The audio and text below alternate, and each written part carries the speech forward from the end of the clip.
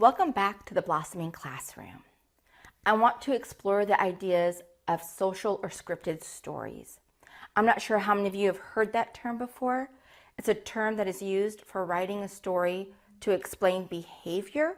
It's not a fairy tale story. So there are many ways that you can write these stories.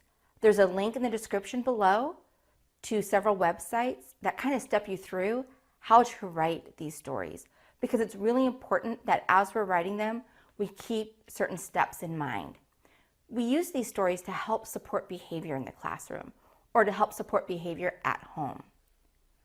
I write mine as a teacher in PowerPoint format.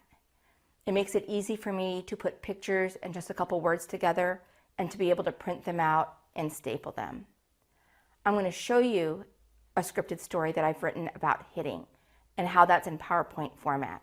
You're going to notice that I'm going to repeat some key phrases throughout the book about hitting and how people are feeling about it. And then I'm going to give some examples of what the child can do instead of hitting. And those examples will tie back into the Big Body Play video that you can watch on this channel. The reason why we have these stories is to help children who struggle a little bit with their behavior. They were originally designed for children who have autism or who have ADD and ADHD because they help them understand what they should do with their behavior when they don't understand the world around them. It helps them to understand why they should not hurt their friends when they don't understand necessarily how to read cues from their friends. Or you can use these stories to help children do a task, as in being able to get on the bus successfully, or what to expect when graduation is coming up, so that they know what to expect and they don't have such high anxiety around it.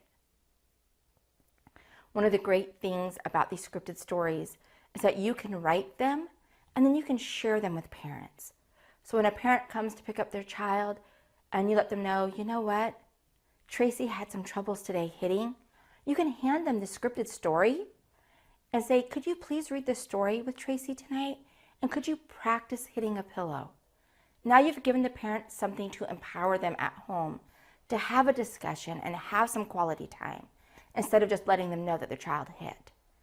And parents, this is something that you can create at home too. So I really encourage you to look at these links that I've listed in the description. If you feel like you just don't have the time to make these stories, there are many people who create them, and you could go onto different websites, and I have those listed below too. I also have a page on these websites with stories that if you would like to look at those and buy those, you may. Other ways you can use scripted stories is in the classroom. So instead of sitting one-on-one with a child, because you may not have time, you can use them in circle time, because all the children have either witnessed the behavior, experienced the behavior, or had the behavior. So reading them in circle time allows for all the children to process the information in a healthy way. Here's an example of a scripted story that I wrote for children in my classroom. I wrote it in PowerPoint format.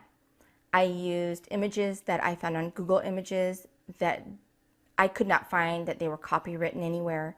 I want to make sure that they were open to the public. And then I put the words to it.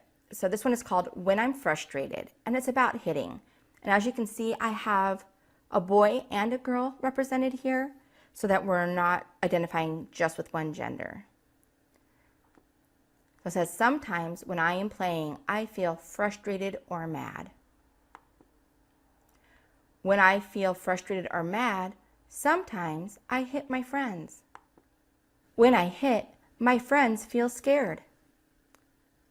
When I feel frustrated or mad, I can hit a pillow. When I feel frustrated or mad, I can use my words. And we see that the child there is screaming, I'm so mad. When I feel frustrated or mad, I can throw beanbags in a box. Hitting makes my friends feel scared. When I feel frustrated or mad, instead of hitting, I will try to choose a safe way to show my feelings. And then I've shown the 3 ways we can hit a pillow, use my words, throw beanbags in a box. If you notice throughout this book, I've repeated several phrases over and over again instead of using new words or new sentence structure. Having this consistency helps a child to understand the concept better.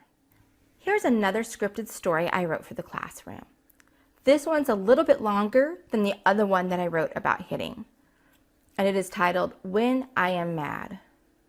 Again, I took these images off of Google Images and tried to make sure that none of them were copywritten. Sometimes I am playing and my feelings get hurt and I feel mad. Sometimes my teacher asks me to stop my playing and I feel mad. When I feel mad, sometimes I destroy the classroom. When I destroy the classroom and my friends and teachers' hard work, they feel sad. When the mad feeling grows, I do not always know what to do. I can stop and climb my mountain. When I climb my mountain, my anger slowly goes away. I can shred newspaper when I feel angry. I can throw beanbags into a box. I can then find another activity or use my words. When my classroom stays nice, my teachers and friends are happy. It's a good day. Some of the things you've seen in the scripted story, climb the mountain, or the shredding the newspaper and the throwing beanbags, are talked about in other videos in this series.